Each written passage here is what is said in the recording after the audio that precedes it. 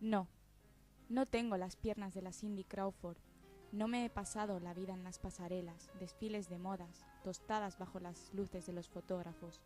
Mis piernas son anchas, ya llegando a las caderas, y a pesar de mis múltiples intentos, no logro que pierdan esa tendencia a ensancharse, como pilares que necesitan jugoso sustento. No, no tengo las caderas de la Cindy Crawford, ese vientre perfecto, liso y ligeramente cóncavo, con el ombligo deslumbrante en el centro. Alguna vez lo tuve, alguna vez presumí de esa región de mi anatomía.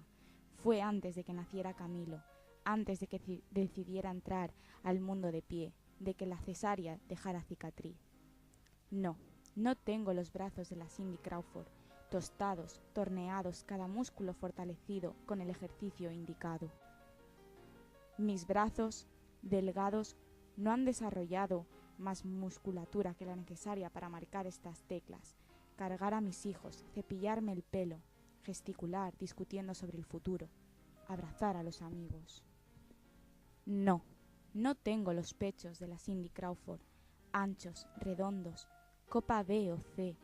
Los míos nunca han sido muy lucidores en los escotes, aun cuando mi madre me aseguraba, madre, al fin, que los pechos así separados eran los pechos griegos de la Venus del Milo. Por último, y como la más pesada evidencia, no tengo el trasero de la Cindy Crawford, pequeño, redondo, cada mitad exquisitamente delineada. El mío es tenazmente grande, ancho, anáfora o tinaja, usted escoja, no hay manera de ocultarlo, y lo más que puedo es no tenerle vergüenza. Sacarle provecho para leer cómodamente sentada o ser escritora. Pero dime, ¿cuántas veces has tenido a la Cindy Crawford a tus pies?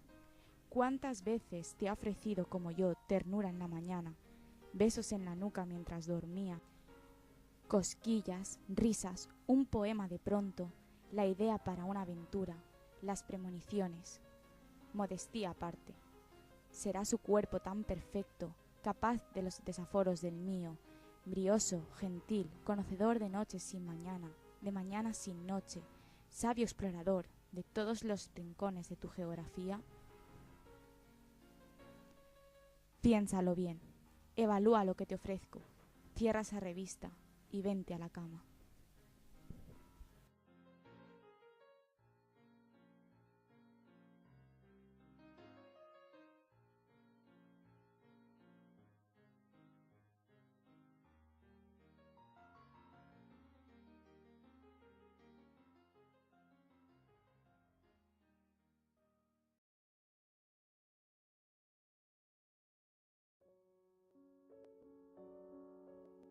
Nadie nos advirtió de la profundidad del abismo, ni de la desolación del salto involuntario. No nos dijeron que el borde podría acercarse hasta alcanzar nuestros pies.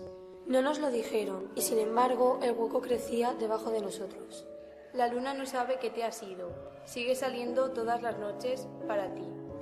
Te quedaste en las alas que me diste, para que yo aprendiera a volar, suspendida en el viento de tu nombre. Seguir adelante no es negar el primer paso. Avanzar es mirar de otro modo, es negociar las heridas, para que no sea el lastre, sino impulso para un paso más.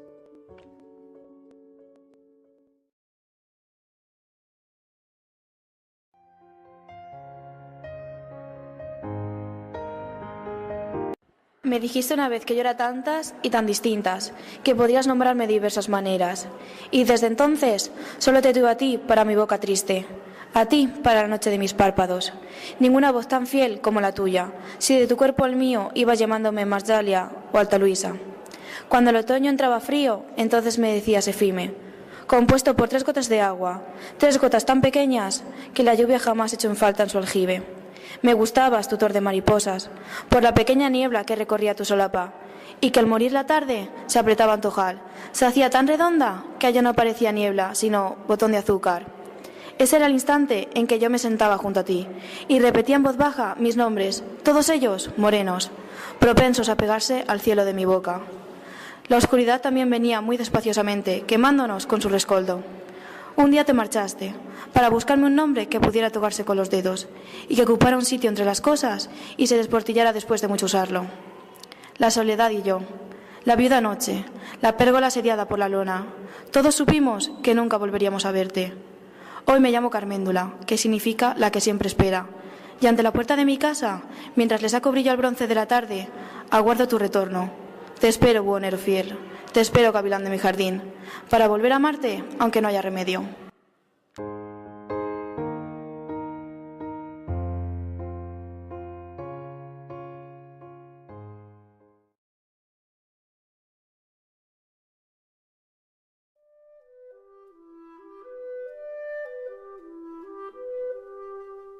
Del niu de la tórtora cau un plomissol.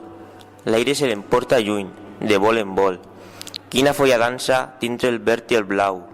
Ara el cel és lliure, el niu era esclau. Però, ai, enyora la proximitat dels ocellons tendres que al niu s'han quedat. Voldria tornar-hi, jo he dit al vent, però el vent no escolta ni para un moment. La primera estrella surt a mig camí i recull la queixa del plomissol fi. Demana al capvespre que assossegui l'aire, que les flors entenguin camins de flaire i es badin els pètals per fer de bressol on la pluma pugui descansar del vol. Quina tebior, ja n'enyora el niu, té per companyia un dolç batec viu. Que bé que reposa al cor d'una rosa.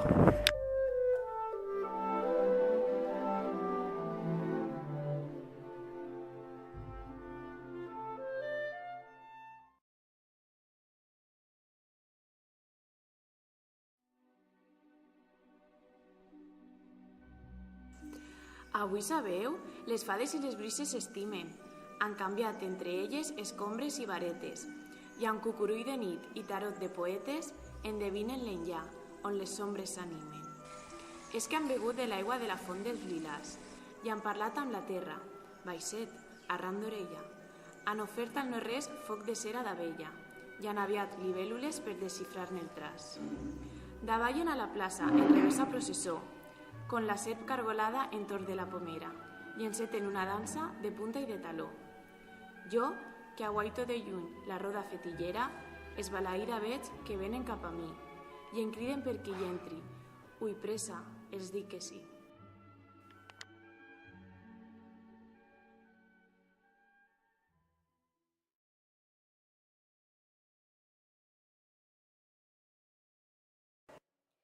Pienso mesa y digo silla. Compro pan y me lo dejo. Lo que aprendo se me olvida. Lo que pasa es que te quiero. La trilla lo dice todo. Y el mendigo en el alero. El pez vuela por la sala. El toro sopla en el ruedo. Entre Santander y Asturias pasa un río. Pasa un ciervo. Pasa un rebaño de santas. Pasa un peso. Entre mi sangre y el llanto hay un puente muy pequeño. Y por él no pasa nada. Lo que pasa es que te quiero.